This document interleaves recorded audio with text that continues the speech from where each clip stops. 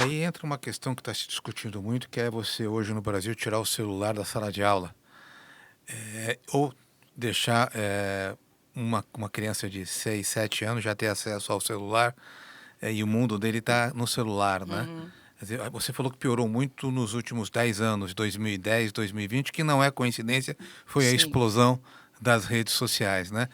Tem conexão entre uma coisa e outra? Sim, eu acho que esse é um fato agravante, né? Algumas pesquisas, e principalmente a Sociedade de Pediatria Americana tem trazido muito uma campanha de diga não às telas, mas não é que eu entendo que não é que você não pode ter acesso, a criança não pode ter acesso, é que ela tem acesso muito cedo. Não sei se você já prestou atenção nas suas idas ao restaurante, crianças de menos de 1 ano, então é comum estar o Sim. casal, aí a mãe põe a criança na cadeirinha, pega um tablet, enfia na frente dela, porque é exatamente assim que acontece, e ali ela fica entretida, ou seja, ela não participa, ela não interage, mas ela interage o tempo inteiro com uma tela.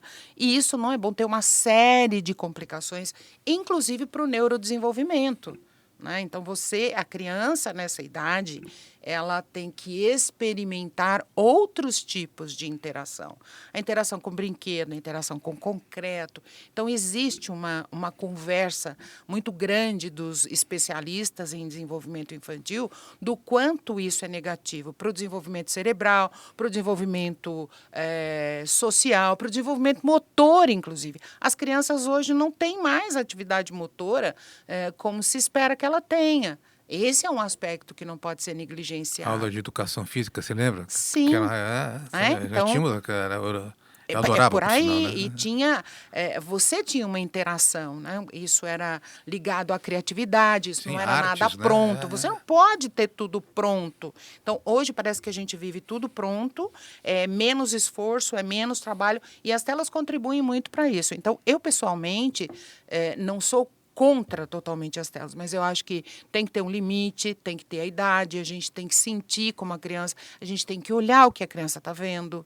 Né? Mesmo Monitorar, sim, adolescente, sim, sim. tem que monitorar, saber o que ele está vendo, o que ele está buscando, quais são as páginas, e depois ele vai fazer o juízo sobre isso. Mas enquanto ele não pode, é total responsabilidade dos pais. Isso não é Você não bom. pode terceirizar isso para, né? Não, não Você pode. vê isso porque essa criança que você colocou, que está hoje sentadinha lá, ela vai chegar nos seus 16, 17 anos, neste mundo, e vai optar por uma carreira. Aí sai do ensino médio, entra lá na faculdade. E aí? Mais que isso, Tamer, o que eu acho, uma das coisas que eu acho muito ruins com as telas hoje, é que elas criam relações artificiais. Uhum. Você na tela, você num grupo de conversa, em que você não está olhando para o outro, interagindo, você fala coisas que às vezes você depois não consegue suportar ou não consegue conviver. Né? Quando você tem uma interação pessoal com alguém, não é só a frase que ela está dizendo. Eu estou sentindo como é que ela está se portando, se está tensa, se não está tensa. Eu tenho a leitura de outros sinais. E eu tenho uma interação, o ser humano ele existe para viver em comunidade, conviver com o outro. Quando eu crio relações que não são pessoais de interação, eu disfarço, eu modifico a realidade que ele tem. Esse é um dos motivos que os nossos jovens têm tanta dificuldade de comunicação.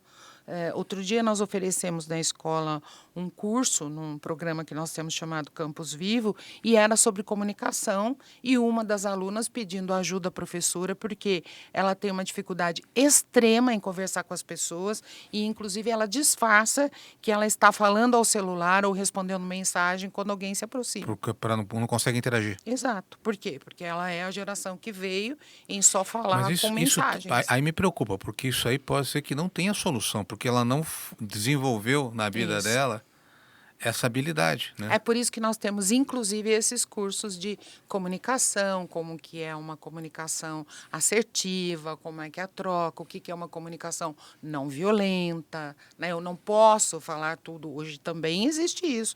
O menino ou a menina vão para as redes e falam coisas que... às vezes a gente percebe depois quando chama e fala, olha, o que você falou aqui? Ele nem pensou direito sobre o que ele falou. Olha o tamanho disso.